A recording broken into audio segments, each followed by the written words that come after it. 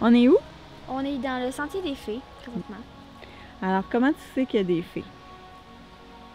Ben, tout simplement, l'énergie qu'on peut avoir quand on se promène ici est totalement différente que quand on marche autour de l'enclos ou dans la forêt plus loin. Ok. L'énergie est différente.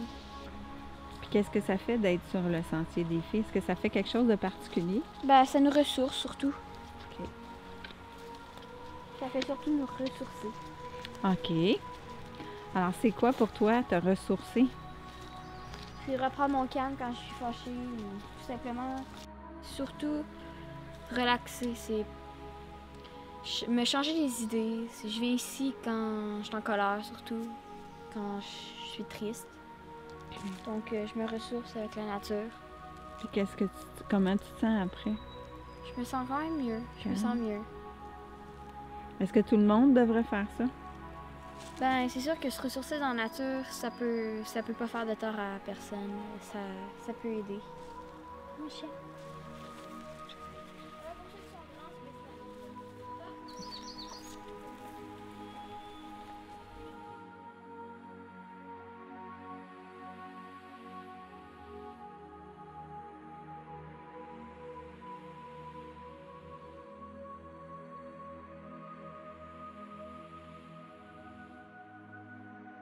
La première question que je vais poser, c'est quoi ton nom? Isa-Marie. Et je dis, Super. C'est deux des petites filles que j'avais dessus le vidéo de Bienvenue aux nouveaux enfants. Il nous manquait Laura, qui a peur des caméras parce qu'elle en vieillissant, des fois, tu pognes une manie que tu veux plus être en avant des caméras. Mais qui est super aussi parce que j'ai les deux plus grandes. Et là, c'est sûr que ma question piège. D'où vous pensez que vous venez avant de rentrer dans Bédène dans votre mère? Parce que, écoute, y avait une vie avant? Est-ce que ça vous dit quelque chose? ben moi, ma théorie, c'est plus qu'on va dans l'autre dimension, dans l'autre monde, en fait. Une fois qu'on décède ou avant qu'on naisse. Et en fait, on a plusieurs vies. On a plusieurs vies antérieures. Donc, chaque personne peut vivre plus d'une fois. OK. Elodie, parce que tu dis ça, je vais revenir sur un sujet que je sais de toi. Est-ce que c'est à cause que, vu que tu voyais les gens décédés, qui te fait cette idée-là qu'il y avait une vie avant?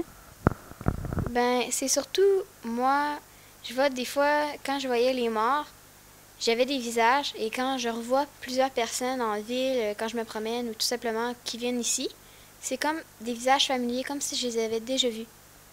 Même si c'est la première fois qu'ils venaient ici, la première fois qu'on se rencontrait. Pour moi, c'est comme si on s'avait connu. Fait que c'est surtout si, comme, mettons, la personne, tu connais quelqu'un dans une autre vie, puis des fois, tu peux la rencontrer dans une autre vie, puis tu as comme le pressentiment que tu la connais depuis longtemps.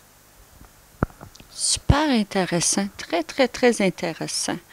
Et toi, ma belle, je sais que tu vois les filles, parce que je sais que des fois, tu as des groupes où que comment on dit ça, là? Aide-moi dans les paroles, mais je sais que tu t'occupes des groupes pour voir les filles, puis le terrain des filles qu'on a visité tout à l'heure, parce que je me semble que je t'ai vu une fois sur un petit vidéo, quelque chose, puis tu parlais des filles. C'est quoi l'histoire des filles? Tout ça, c'est tout un autre monde. Qu'est-ce que ça t'emmène? Je pense que c'est des esprits de la nature, là. Ils s'occupent de la forêt, puis tout. Non, grand à s'occuper ici, hein? Oui, pas mal. Élodie, justement pour toi, veux-tu me parler de la télépathie que tu fais avec les animaux? Ben, je me concentre. Pour l'instant, je suis pas encore au niveau. Faut que je me concentre pour leur parler, pour leur comprendre en retour. Je peux leur parler comme ça, mais faut que je me concentre pour savoir ce qu'ils vont me répondre. Donc, c'est tout simplement, je me concentre, je m'ouvre à eux. Ça prend une bonne connexion avec le cheval, ou peu importe avec n'importe quel animal. Ça me prend ça. Je l'entends je vois des images des fois. Je l'entends parler aussi. Quand il y a un de mes chevals qui va pas, je le sens tout de suite parce qu'il vient de me voir tout le temps. Fait que je peux savoir quand il y a un cheval qui fait le pas. Super, super. Et là, la fameuse question qui me brûle les lèvres. Qu'est-ce que tu penses de l'école, toi? Puis qu'est-ce que tu ferais pour changer l'école pour l'avoir vraiment à ton goût? Il faudrait qu'il y ait plus de... Tu sais, comme, j'ai eu un prof, mon prof de troisième année, Elle était vraiment cool. Elle nous faisait apprendre nos mots de vocabulaire en jouant au serpent et échelle. Ça, c'est ce que j'appelle être interactif. Ça, c'est cool. Puis, elle écrivait nos tables de 6, les tables de multiplication des 6. Elle les écrivait dans les fenêtres, puis on se promenait en file indienne, puis quand on passait à côté, ben on faisait, mettons, 6 x 6, 36, 6 x 6, 36, avec un mouvement. Fait que c'était full bien pour le monde qui était visuel, auditif, puis l'autre sorte que je me souviens jamais, mais c'était avec les mouvements, là. Tout le monde s'en rappelait, là, puis je m'en souviens, là. C'est super. En d'autres mots, c'est d'enlever le noir et blanc, que ce soit juste des livres, puis qu'on s'assoit, puis qu'on apprend. C'est de participer, de jouer, de s'amuser avec ça pour qu'on ça rentre dans... OK. Élodie, là, quelle serait la meilleure école pour toi? Une école qui apprenne, comme on pourrait dire, vraiment tout ce qui se passe dans la vie. Comme nous, cette année, on a parlé de la Première Guerre mondiale et de la Seconde Guerre mondiale, mais à peine une page dans l'univers social qu'on a pris. Donc, moi, ça, j'aimerais ça en savoir plus. Mais les professeurs, c'est comme s'ils ne voulaient pas nous en donner plus. Ouais, sur la guerre, sur tout ce qui se passe dans le monde. Ils ne nous parlent pas vraiment de tout ce qui se passe partout. Donc, moi, j'aimerais surtout ça, en savoir plus de tout ce qui se passe, vraiment. Est-ce que, je vais donner une petite opinion personnelle, est-ce que vous aimeriez avoir des cours de yoga, de méditation? Est-ce que vous aimeriez avoir une zoothérapie à travers de vos écoles? Est-ce que vous aimeriez faire des spectacles, justement, à savoir comment filmer, comment interviewer des gens? Est-ce que c'est des choses que même, parce que là, vous êtes quoi, là, toi, tu es dans le secondaire? Ça fait, est-ce que c'est quelque chose qui aurait été intéressant, même en jeune âge, qu'est-ce que je vous dis? Ouais. Je remets ça, le cours de yoga, là. Oui, hein, pourquoi? Moi, la méditation, je trouve que ça ferait plus de paix dans le monde si tout le monde ferait de la méditation à bas âge. Ça aiderait beaucoup les gens. Moi, c'est mon opinion, là. Ça aiderait les gens en méditation à tout se comprendre. Alors, je suis avec Isabelle Bélanger, qui est la propriétaire du domaine où on se trouve en ce moment, le domaine de l'autre monde. Bonjour Isabelle, ça va bien? Bonjour, ça va bien, merci. Alors, toi, tu es propriétaire ici avec ton conjoint, François? Jabotte, oui. Alors, j'ai insisté beaucoup parce que ton expérience et tout ce que tu me racontais hors caméra me dit non, il faut qu'on en parle un petit peu. Alors, toi, ça fait comme 8 ans, hein, vous avez ouvert ici? Ça fait 8 ans qu'on est déménagé ici sur la propriété, mais l'entreprise Domaine L'Autre Monde, là, on rentre dans notre 4e année seulement. Et, bon, j'ai vu sur le site, là, je suis allée visiter un petit peu, il y a toutes sortes de soins, c'est super intéressant. Il y a de l'équitation, il y a aussi de l'hébergement, il y a des soins en énergétique. Massothérapie, coach de vie, on a une orthopédagogue aussi pour les enfants. Oui. Alors, ça fonctionne bien. Toi, tu es partie d'un rêve. Pourquoi tu as ouvert le domaine ici? Le domaine il a été ouvert, en fait, le rêve, il date de loin, là. Enfant, je savais que je voulais aider les personnes puis que je voulais utiliser le cheval pour aider parce que moi, c'était ma passion, les chevaux. Ça a toujours été. Avec le temps, j'ai compris que je pouvais aider encore plus parce que j'ai commencé à faire de la massothérapie. Puis en massothérapie, j'ai eu des messages de personnes décédées. Ce que je ne savais pas que je pouvais avoir, mais ça s'est présenté comme ça. Puis ça a pris plusieurs années avant que j'ose les transmettre pour ne pas passer pour folle, bien sûr. Puis, donc, de fil en aiguille, j'avais vraiment l'idée d'avoir moi je l'appelais le centre de lumière, donc un lieu où les gens pourraient venir se reposer et se ressourcer. Alors, plus ça avançait en massothérapie, plus j'osais livrer les messages que je recevais, bien, plus j'avais de gens que je me rendais compte qui avaient des besoins, qui partageaient des messages de personnes décédées, mais ça allait plus loin que ça aussi. C'est aider à guider quand il y a des situations difficiles, des situations de crise, des décisions importantes à prendre. Assez que j'ai été face à un problème qui n'était pas si grave que ça, mais quand même, j'étais bookée 2 ans d'avance dans mes rendez-vous. Puis ça, c'était très lourd pour moi à porter, là, 2 ans d'avance de rendez-vous. Tu habitais dans quelle région? J'étais ici là, à ce moment-là. Je commençais ici, on recule il y a 8 ans. Là. Donc, Puis, de fil en aiguille, je rencontre une cliente qui me dit « Hey, ça serait merveilleux si mon fils, qui a une déficience intellectuelle, pouvait venir ici passer des journées ou des week-ends ou des camps ou des choses comme ça. » Mais je voyais, elle, qui était dans sa souffrance, puis toute seule, pas d'argent, être obligée de se battre pour avoir de l'aide financière, pour avoir du temps pour elle, pour donner ce qu'il y avait de meilleur pour son enfant. Puis là, j'ai comme fait, mais c'est les deux qu'il faut que je fasse. Donc, je vais, tu sais, vraiment, là, donc, permettre un lieu où le parent peut avoir de l'accompagnement, de l'aide, du ressourcement, pendant que l'enfant, lui, ben il peut vivre son moment présent, il peut faire de l'équitation thérapeutique, il peut juste profiter de la nature. Donc, en combinant les deux. Fait que c'est comme ça que c'est venu au monde, le domaine L'Autre Monde. Alors, c'était vraiment guidé dans l'énergie pour que ça se fasse. Oui, ça s'est placé tout seul. J'aurais pas vu ça venir comme ça, là. Ouais. Et nous, on a fait une petite marche dans vos bois avec tes filles et on voit que l'énergie, elles l'ont déjà dans elles, elles savent déjà.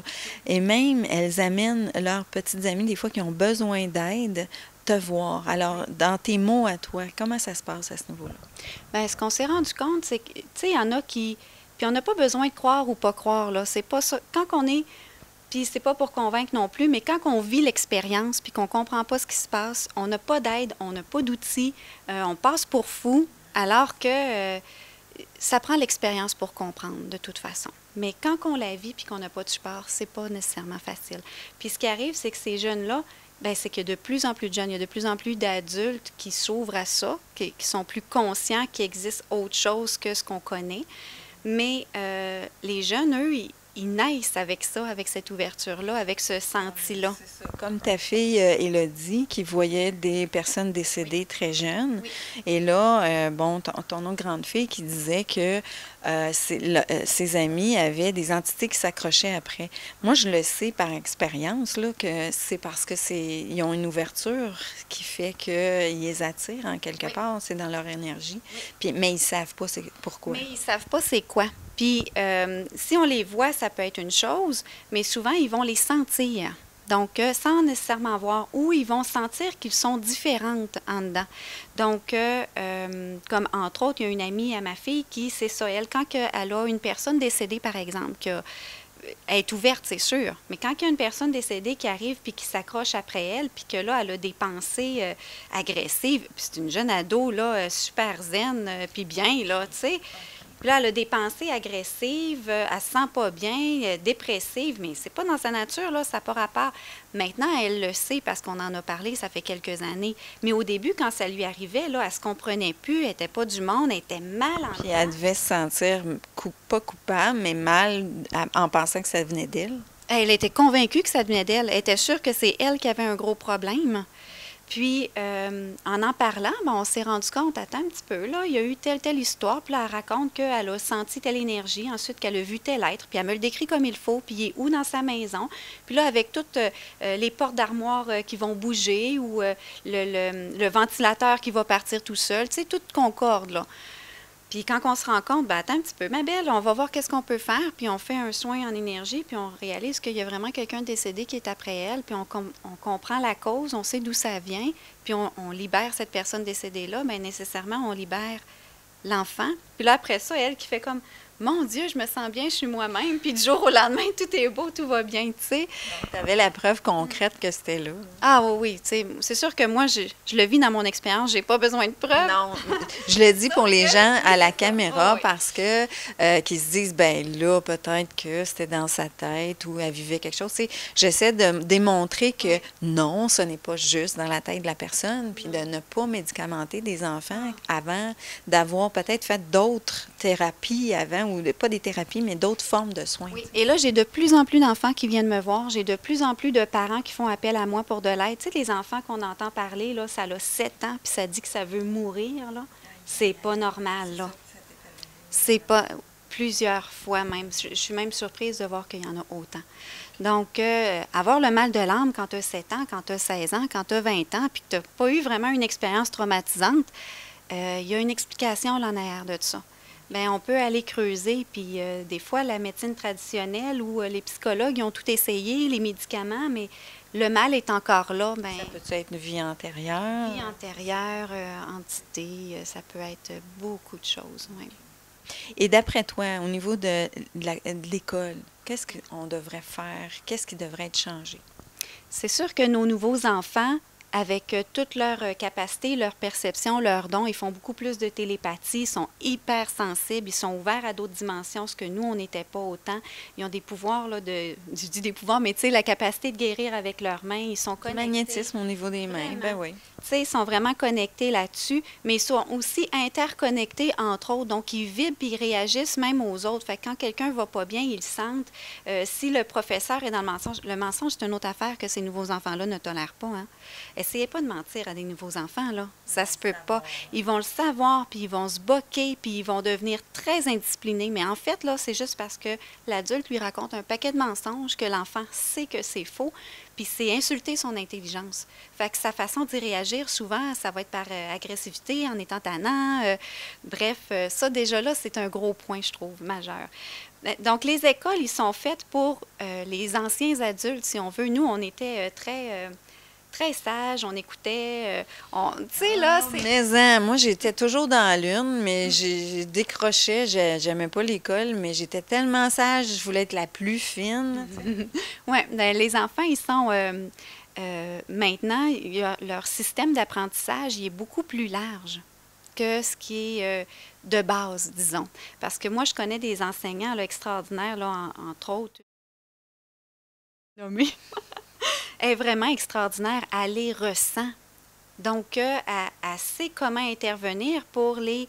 je dirais les sortir de leur torpeur, là, tu sais, mais c'est pas dans l'enseignement traditionnel. Oui, les maths, le français, l'éducation, tout ça, c'est tout important. C'est une base qui est là. Peut-être que c'est même un incontournable. Oui, là, c'est parfait, il n'y en a pas de problème. Mais c'est pas pour rien qu'on entend parler de nouvelles écoles là, où est-ce qu'il n'y a même pas de pupitre, que les enfants vont apprendre par eux-mêmes, qu'ils vont s'installer comme ils veulent, ils se mettent à l'aise. Bien, ces enfants-là, là, ils ont des meilleures notes scolaires, puis ils ont un goût de réussir bien plus que les enfants qui sont pris dans un cadre.